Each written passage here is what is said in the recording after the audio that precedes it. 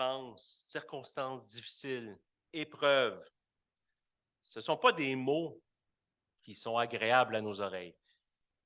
Et lorsque nous vivons des situations que ces mots décrivent, c'est encore plus difficile. On n'aime pas souffrir. Les hommes et les femmes d'aujourd'hui font tout leur possible pour éviter les souffrances. On vit dans une société où la souffrance doit être cachée, ôtée, mise de côté le plus possible. C'est quelque chose que nous n'aimons pas comme êtres humains, souffrir, vivre des épreuves, pleurer. Pourtant, Dieu nous demande de souffrir et d'accueillir la souffrance. Et ça peut nous paraître un peu comme irréconciliable. Comment, dans le plan de Dieu, peut-il y avoir l'aspect de la souffrance? Comment Dieu peut-il demander à ses enfants d'être prêts à souffrir pour lui? Évidemment, on ne sert pas toujours Dieu dans la souffrance, puis Dieu ne nous demande pas toujours de le servir dans la souffrance. Bien souvent, lorsque nous servons Dieu, on ne souffre pas. Baudelaire ne souffre pas en ce moment, je vous l'assure. En fait, si ça explose, là oui, mais ce n'est pas le cas. Sa machine fonctionne bien. Je ne souffre pas, je ne pense pas ici que quelqu'un a souffert ce matin. Donc, servir Dieu n'est pas synonyme de souffrance, mais il arrive dans la vie du croyant où la souffrance, l'épreuve, fait partie de l'équation. Servir Dieu demande de souffrir.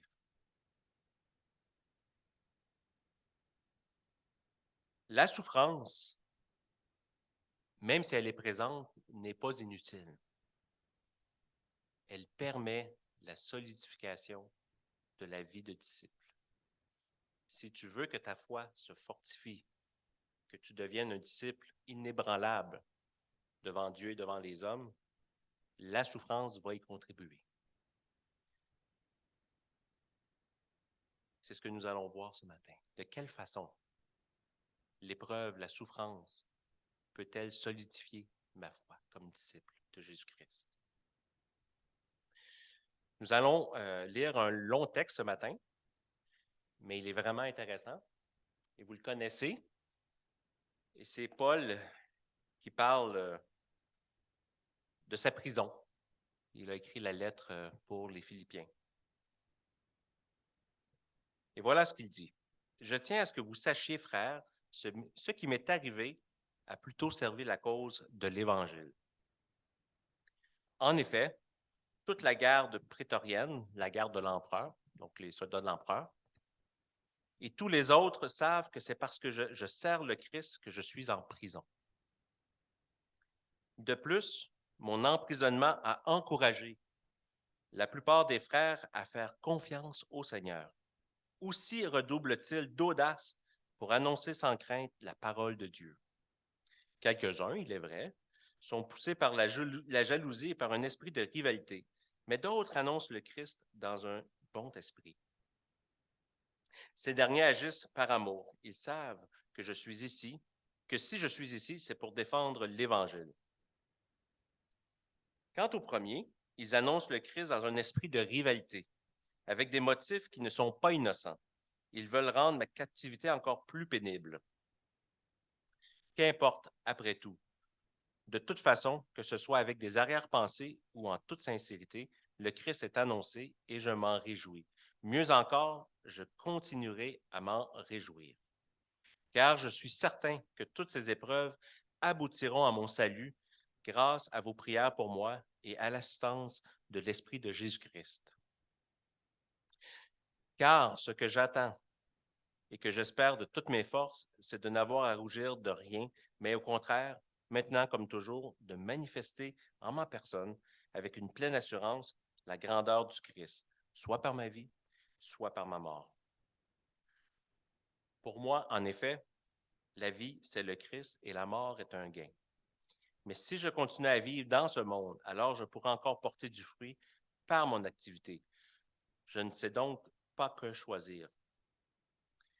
Je suis tiraillé de deux côtés. J'ai le désir de quitter cette vie pour être avec le Christ, car c'est de loin le meilleur. Mais il est plus nécessaire que je demeure dans ce monde à cause de vous.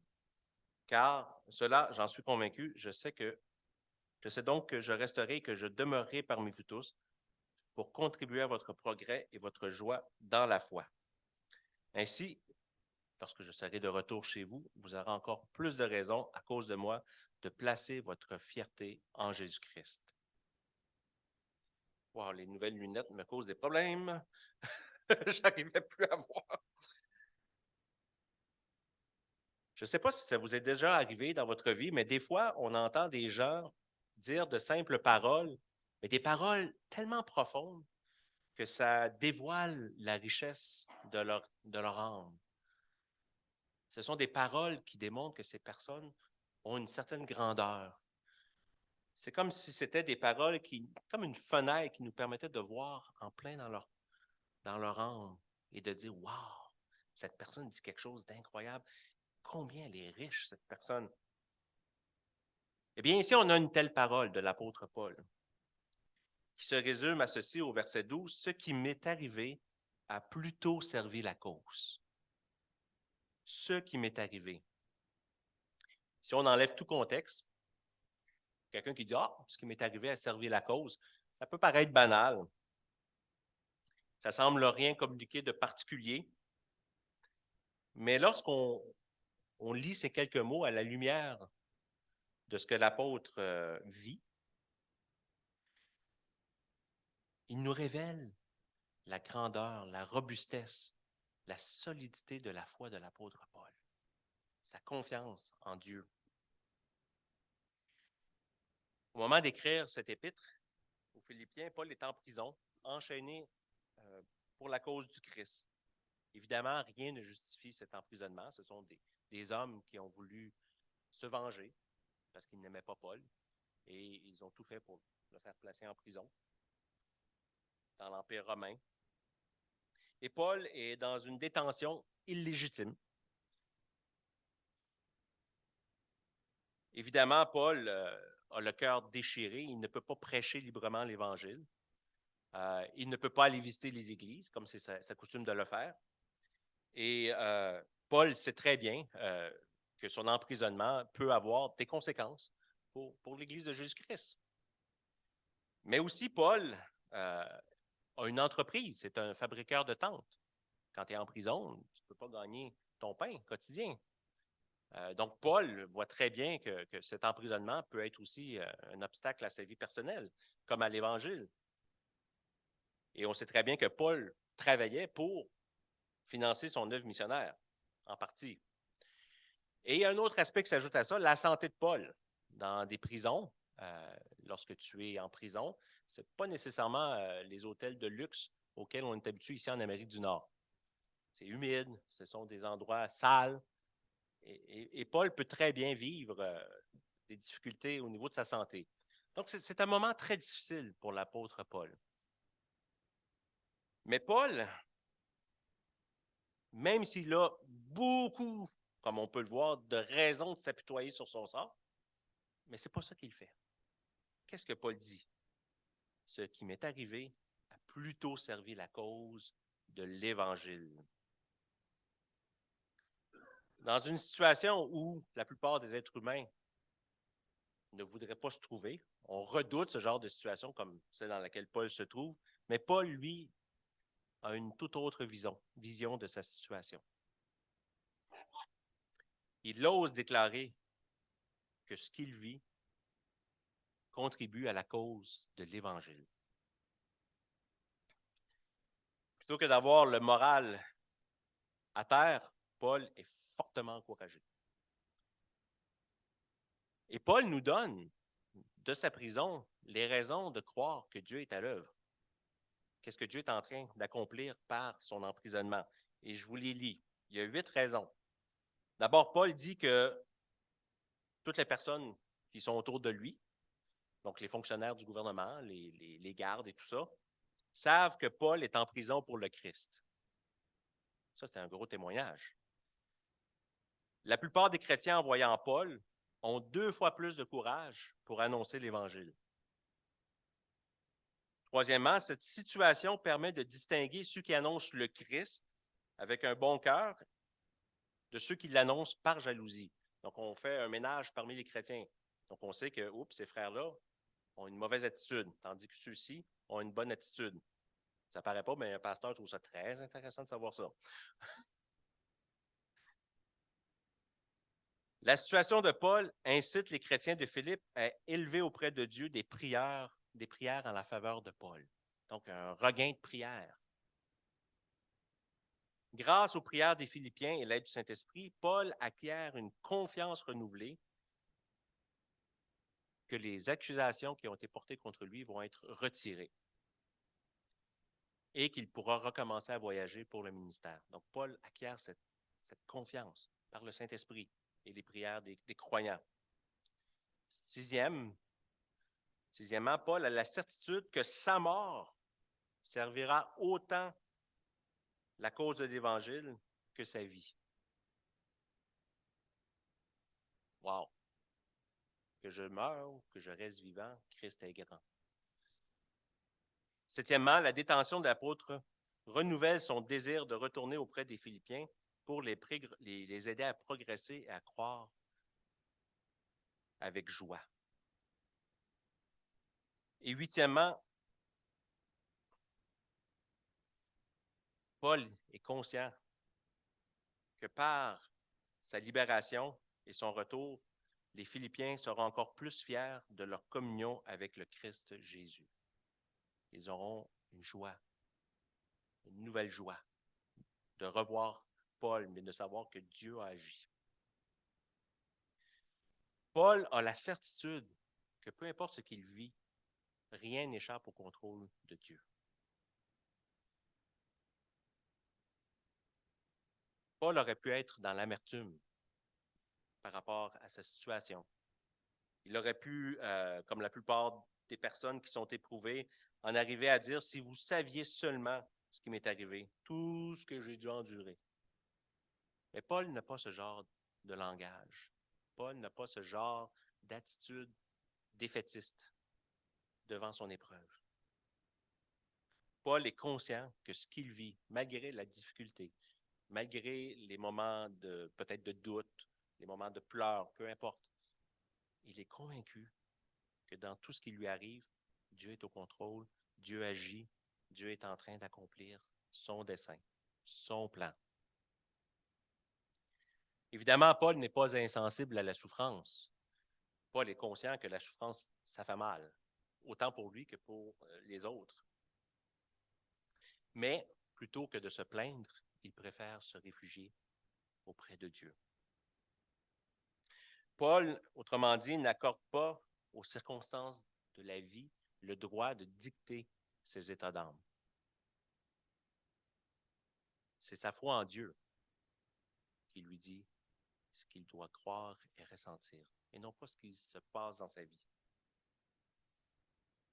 Dieu prend, pas Dieu, mais Paul met sa foi en Dieu et il cherche à voir les situations dans lesquelles il se trouve comme Dieu les voit, selon le regard de Dieu, en fonction de son plan à lui.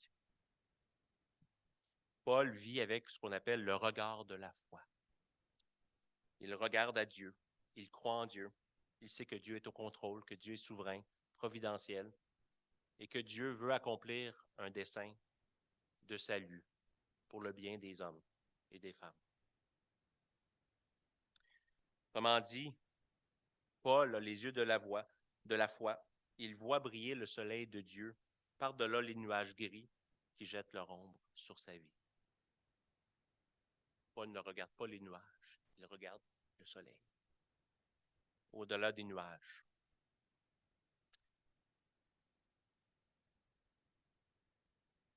Donc, quels sont les ingrédients pour solidifier notre foi de disciple? Quels sont ces ingrédients qui nous permettent de solidifier notre foi dans les épreuves? Ah, merci. Premier ingrédient, et nous l'avons vu dans la vie de Paul, avoir le regard de la foi. Évidemment, pour solidifier notre foi, on peut exercer la prière, la méditation de la parole de Dieu, la vie en Église. Toutes ces choses-là servent à solidifier notre foi. Mais un autre ingrédient est le regard de la foi. Mais qu'est-ce que c'est le regard de la foi?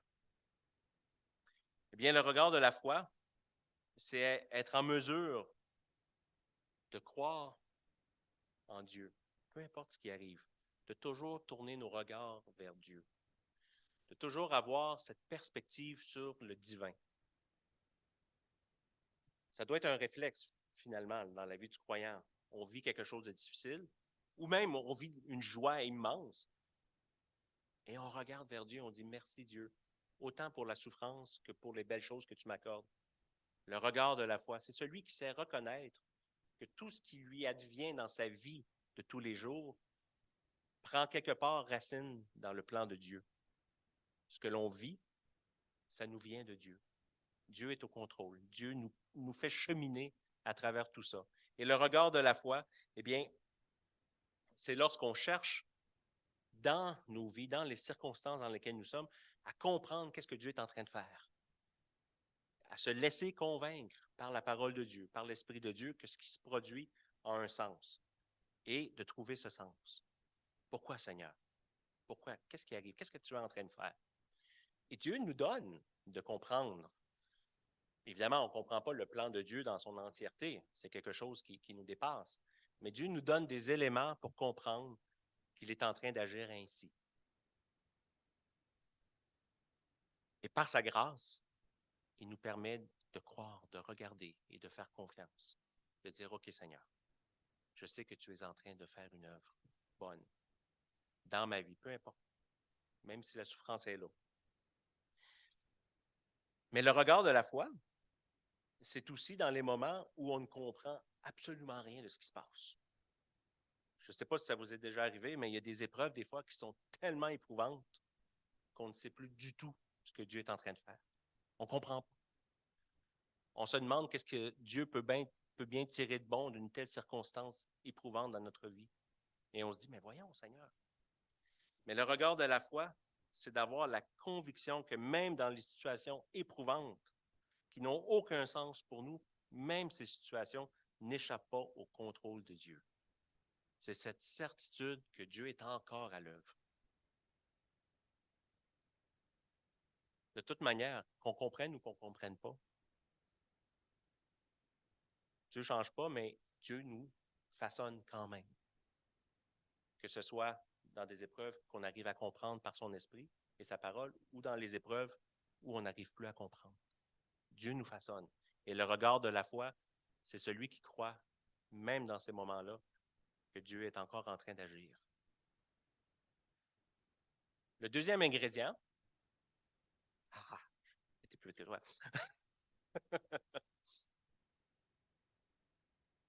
Comme vous l'avez lu, c'est accueillir les circonstances de la vie.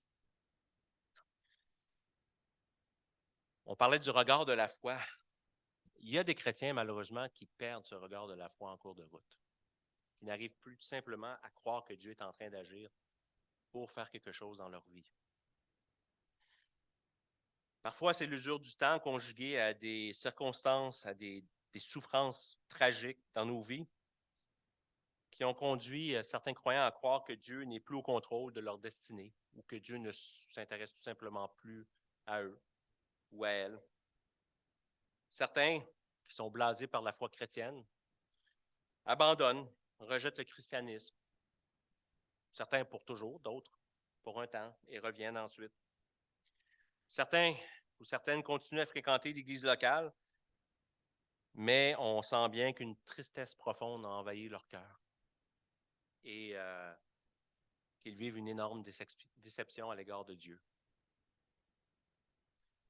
Hélas, ces chrétiens ne voient plus le soleil de Dieu briller par-delà les nuages gris de leur vie. Apprendre à découvrir un Dieu rempli d'amour et de compassion est certainement une expérience gratifiante pour l'âme.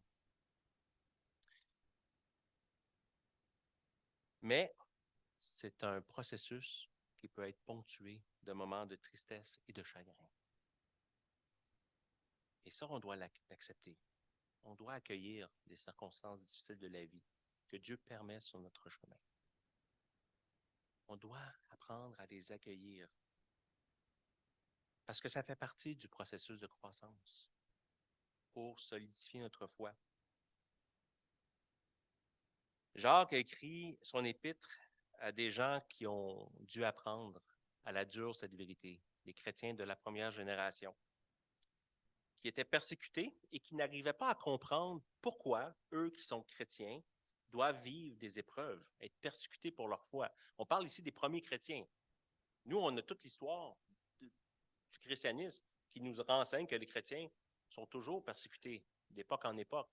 Mais eux, ils ne comprennent pas. C'est la première fois que ça arrive. Pourquoi on est persécuté? On attend le ciel, puis on a l'impression de vivre les tortures de l'enfer ici-bas. Ils ne comprennent pas. Peut-on les blâmer? Non.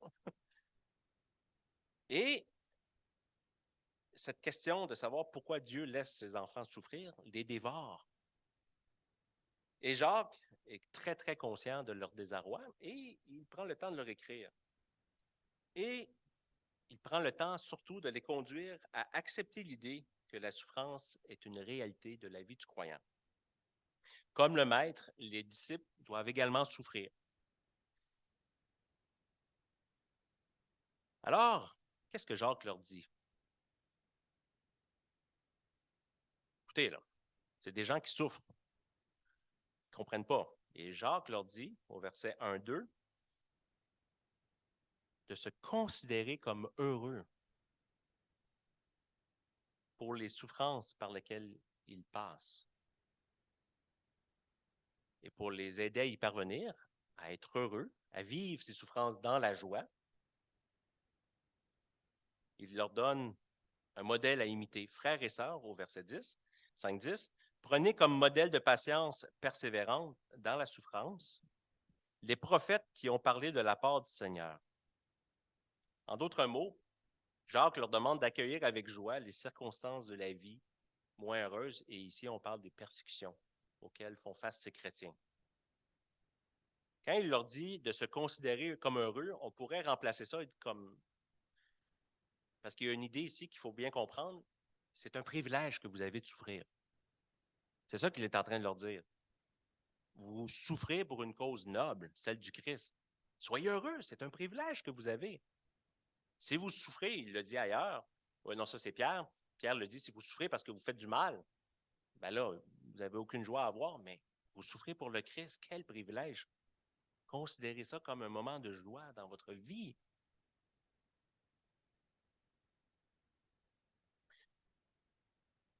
Oui, on souffre parce que, comme tous les non-croyants, comme tout le monde, quoi, tout le monde souffre. Et on doit l'accepter. Puis je pense que les souffrances de tous les jours sont plus faciles à accepter parce que c'est quelque chose auquel tous ont droit. Mais lorsque les gens sont hostiles envers nous, parce qu'on est chrétien, là, c'est une souffrance qui prend un autre niveau. C'est une souffrance différente. C'est une épreuve différente, mais même si elle devient peut-être plus intense, plus personnelle, parce qu'on nous vise directement, parce que nous sommes chrétiens, puis on veut nous faire taire, ou peut-être on veut nous tuer. C'est peut-être pas ici le cas au Canada, mais c'est le cas en tout cas dans certains pays. Eh bien, soyons dans la joie pour ces souffrances. Accueillons-les comme étant des moments privilégiés dans notre vie. C'est quelque chose quand même. Souffrance égale joie pour le chrétien. C'est complètement paradoxal comme idée. Mais n'est-ce pas l'attitude que le Christ a eue à la croix? Mort sur une croix, mais la joie du rachat de ses enfants. Il nous rachète pour nos péchés. Comme le dit Jésus, il y a plus de joie pour une brebis que les autres qui sont déjà trouvés, la perdue qu'on a retrouvée. La joie. Évidemment, il y a beaucoup de chrétiens, malheureusement, dans certains types d'églises, qui pensent que Dieu, lorsqu'il les a accueillis dans sa famille, allait tracer devant eux un chemin de pétales de rose sur lequel ils allaient marcher et leur vie allait se dérouler dans la joie, le bonheur, la félicité. Ah, j'ai enfin découvert la vérité, le ciel, le Christ. Je serai heureux à toujours. Non, c'est pas comme ça que ça se déroule en général. Ceux qui prêchent l'Évangile selon la vérité ne prêchent pas un tel message. Et ceux qui acceptent l'Évangile dans la vérité ne s'attendent pas à vivre une telle vie sur des pédales de rose. Si quelqu'un s'imagine que c'est ça la vie chrétienne,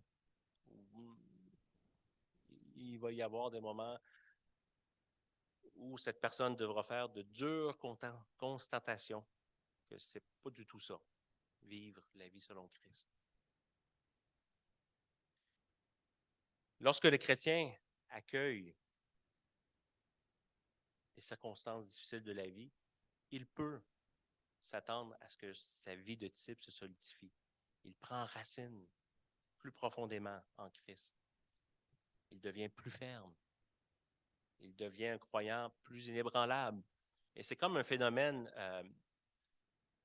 en fait, c'est pratiquement un phénomène, c'est presque une loi universelle. Plus on répète une même chose, plus ça nous devient facile de la faire. Et c'est la même chose avec les circonstances difficiles de la vie. Plus on apprend à les accepter avec le regard de la foi en Christ, plus on devient ferme pour les prochaines qui vont venir.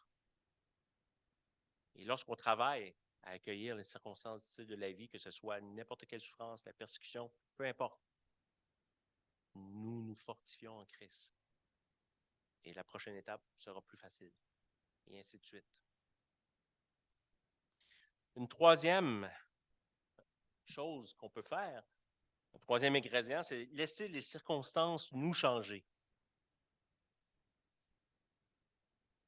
Paul a écrit une lettre aux Romains et vous connaissez beaucoup le texte que je vais vous lire bientôt. C'est un texte qui est très, très cité couramment, au point tel que j'ai écouté une série dernièrement où ça revenait continuellement dans la bouche des personnes.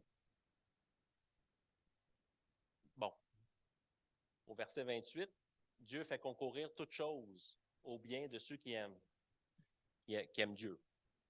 Dans la série, on arrêtait Dieu fait concourir toutes choses au bien. Ils arrêtaient là. En fait. C'était la moitié du message. Alors, Paul dit ici, dans l'Épître aux Romains, au chapitre 8, que toute chose qui nous arrive concourt à notre bien. Bon, je ne voudrais pas partir dans des grandes discussions doctrinales, mais il faut comprendre qu'est-ce que Paul veut dire ici quand il parle de notre bien. Est-ce que ça veut dire que je vais avoir une nouvelle voiture parce que je souffre? Une grande maison? Baudelaire dirait un meilleur système de son. Pour faire son ministère. Ça voudrait dire qu'il faudrait que tu souffres d'abord pour en avoir un meilleur.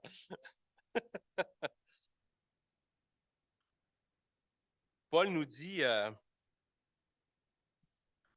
que les souffrances vont disparaître à la fin des temps, au verset 19, lorsque nous allons être révélés comme fils de Dieu, mais que dans la vie présente, nous souffrons. Et nous souffrons pour une raison, et c'est là le bien que Paul a en tête, au verset 29, pour devenir conforme à l'image de son Fils. Voilà le grand bien qui nous est accordé dans la souffrance. Ce n'est pas toutes les futilités qu'on voudrait obtenir. Souvent, on entend ça, les gens qui disent « Ah, je sais que c'est difficile ce que je vis, mais ça va contribuer à mon bien. » Est-ce que ton bien que tu as en tête, c'est que Dieu va te changer à l'image de ton Fils? Parce que c'est ça que le texte veut dire en réalité. Est-ce que tu souffres pour devenir conforme au Fils de Dieu? La souffrance, toutes les choses qui nous arrivent, qui contribuent à notre bien, ont pour seul et unique but de nous amener à être semblables à Jésus. Donc, autrement dit, à nous changer, à faire de nous des fils et des filles de Dieu qui ressemblent de plus en plus au premier-né qui est Jésus-Christ. Et la question qu'on doit se poser, c'est, sommes-nous prêts à payer le prix pour être semblables à Jésus-Christ? Paul nous a montré par son emprisonnement qu'il était prêt à payer ce prix, afin d'être transformé à l'image de Jésus et être fortifié en lui, prendre racine en lui encore plus profondément. Paul avait vraiment dans sa vie cette capacité d'accepter les épreuves pour le changer.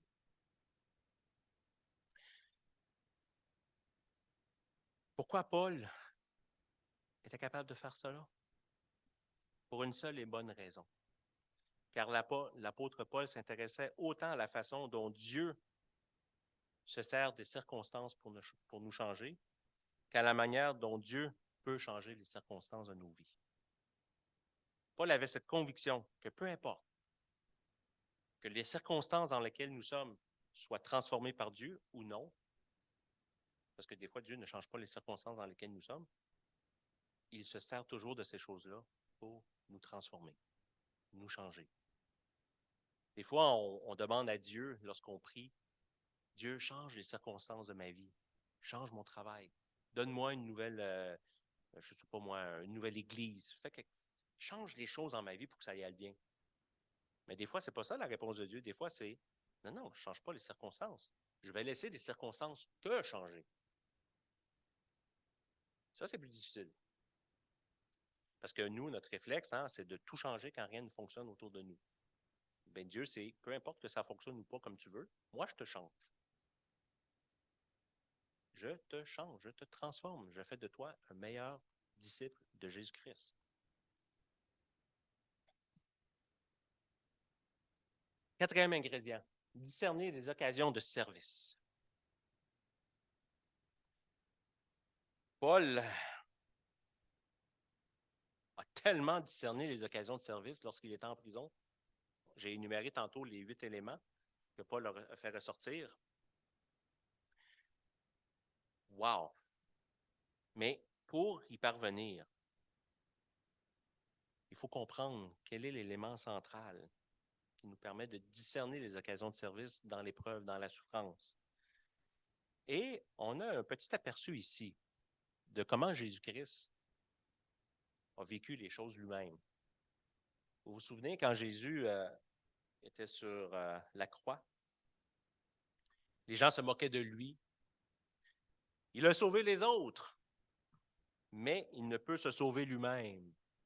On se moquait de lui. On disait que finalement, son ministère était un échec retentissant. Tout ce qu'il a fait pour aboutir à une croix. Mais voyons, quel échec. Quel échec. La croix, pour ces gens-là, ne semblait mener à rien. Jésus a perdu sa cause. C'est comme ça qu'ils ont vu tout simplement la crucifixion. Et pourtant, Jésus a démontré que la croix n'était pas un échec. C'était une victoire retentissante.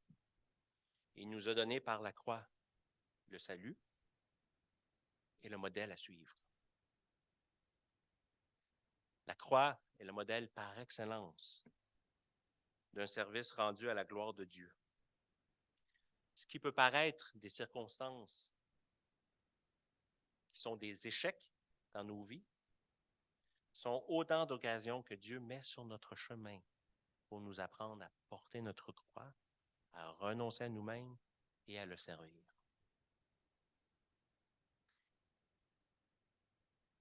Lorsque c'est difficile, lorsque servir Dieu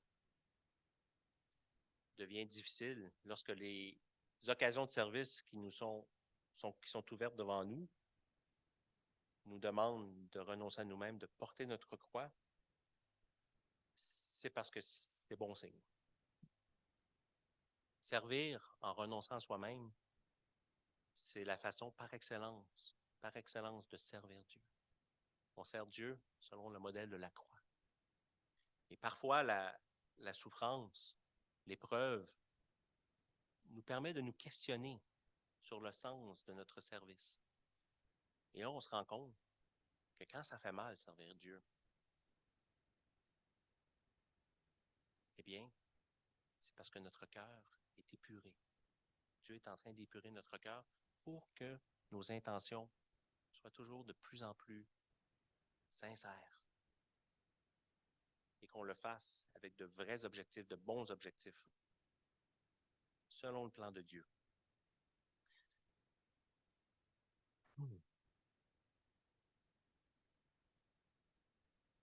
Et évidemment,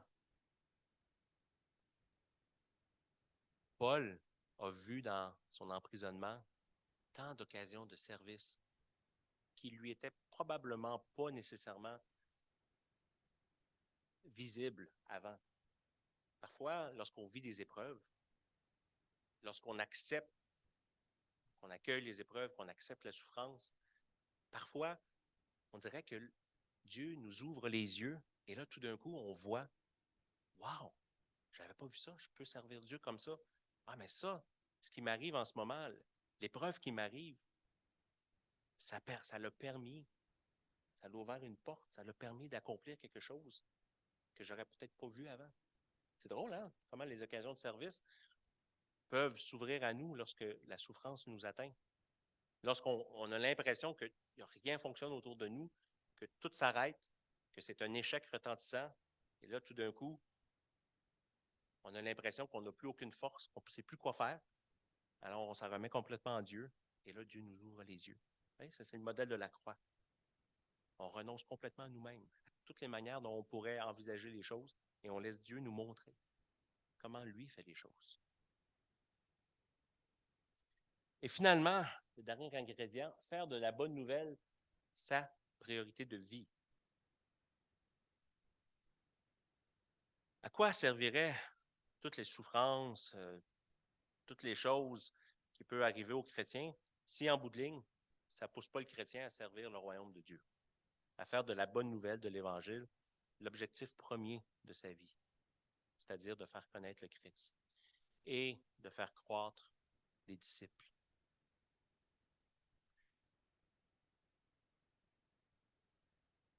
Est-ce que la bonne nouvelle fait partie de notre vie? Lorsque le chrétien vit des épreuves et qu'il persévère à prêcher la bonne nouvelle, à vivre pour la bonne nouvelle, sa foi se solidifie. Sa vie de disciple se solidifie. Il devient, de cette façon, un disciple plus, je ne dirais pas plus authentique, mais plus efficace. On ne peut pas être disciple de Jésus-Christ sans souhaiter servir Dieu dans son royaume. C'est incompatible. Si quelqu'un se prétend disciple de Jésus-Christ et la personne ne sert pas le royaume de Dieu, elle n'est pas un disciple de Jésus-Christ. C'est aussi simple que ça. Lorsque les épreuves viennent nous tenailler au point où on fortifie notre foi se solidifie, normalement, on devient des disciples qui ont encore plus à cœur la bonne nouvelle de Jésus-Christ. Et ça, c'était vrai pour Paul et c'est vrai pour nous aujourd'hui. Paul est emprisonné. En fait, Paul, toute sa vie, a été persécuté lorsqu'il était apôtre. Et Paul n'a jamais lâché. Au contraire, plus on le persécutait, plus il annonçait.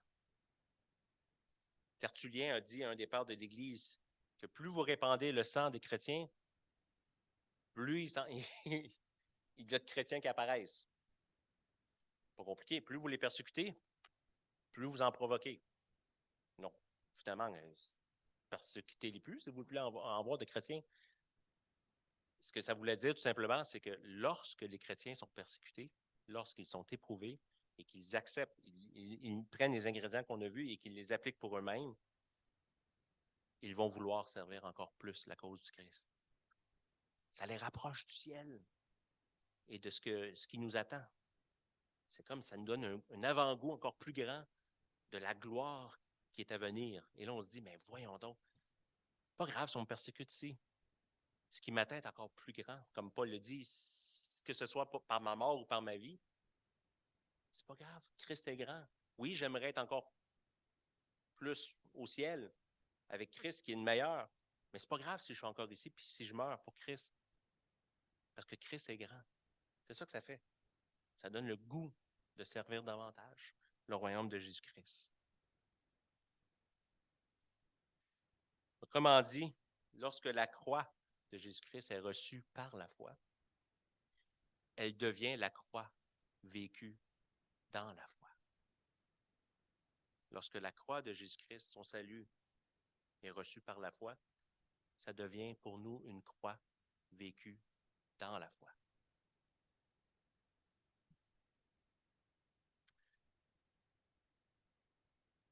Qu'en est-il de toi dans ta vie? Est-ce que tu laisses les épreuves solidifier ta vie de disciple? Ou bien tu fais que te plaindre de ton sort, de dire, mais pourquoi ça m'arrive? C'est injuste.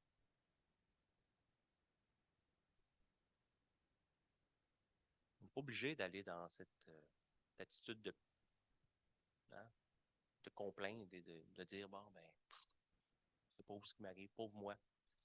Non, laisse les épreuves de la vie te solidifier. Est-ce que tu peux dire que ce que tu vis actuellement sert la cause de l'Évangile?